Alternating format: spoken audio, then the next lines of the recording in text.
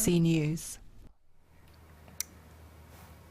And thank you to them for telling their story. You can find the BBC's Care Calculator at bbc.co.uk/care.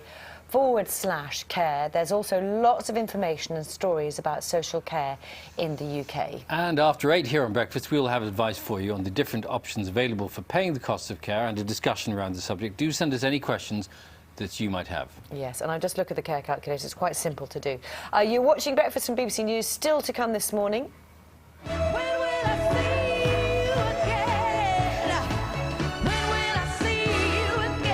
9:05 actually. Yes, still going strong. The world's longest running female group, the 3 Degrees, will be here later, as Bill said. Time now to get news, travel and weather where you are. 9:05, eh? 9:05. Hello, good morning and welcome to the news from the Northwest. 2 planning applications to frack for shale gas in Lancashire will be heard by county councillors this morning. Planners have said Quadrilla should be refused permission for sites at Rosica and Little Plumpton because of noise levels and traffic problems. The firm wants a deferral to resolve those issues. If that isn't granted, a final decision will be made by the end of the week. For the sake of Lancashire's future prosperity, we need to have something in place that will bring investment to the area, that will create jobs and that will lift the local economy. It would just simply destroy so many lives, and we just can't lay down and let them drive over us. And BBC Radio Lancashire will be streaming the meeting live on their website, bbc.co.uk/Lancashire. Figures released today show Blackpool's lifeboat crew was the busiest in the north of England last year. The RNLI has issued a warning for people to respect the water and ensure they know the tide times, weather conditions and seaworthiness of equipment. In 2014, Blackpool's lifeboat crew launched 94 times and rescued 16 people. The crews in Morecambe, Ainsdale and Crosby were also amongst the busiest. A yacht on the Isle of Man, which is thought to be the oldest in the world, is due to be moved today for the first time in 200 years.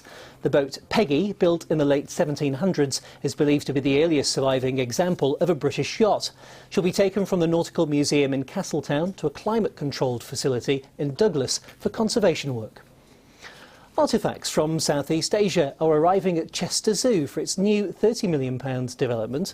They include longboats which have been bought from fishermen in Indonesia. They'll become part of the zoo's Islands project, the biggest in its history, which is due to open later this year. On to sport now. Liverpool have missed out on a trip to Wembley. In the second leg of the League Cup semi-final at Stamford Bridge, they were beaten 1-0 after extra time. Chelsea go through to the final 2-1 on aggregate. And Preston North End have been knocked out of the Johnson's Paint Trophy after a goalless draw at Walsall. It means they lost the Northern Area final 2-0 on aggregate. Snow on the way. Time now for the weather details from Charlie Slater.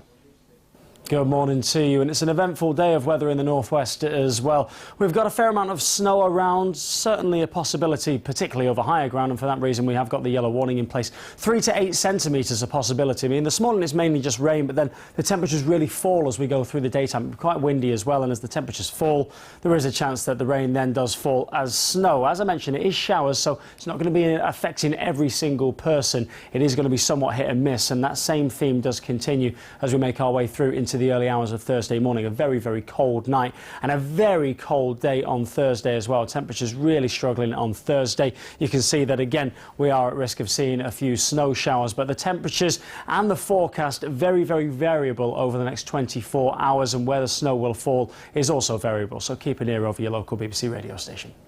Onto the roads now. There's slow traffic on the M62 westbound at junction 20 in Rochdale. That's affecting traffic heading towards Milnrow following an earlier accident this morning. That's it from me for now. I'm back with another bulletin just before 7:30. Goodbye.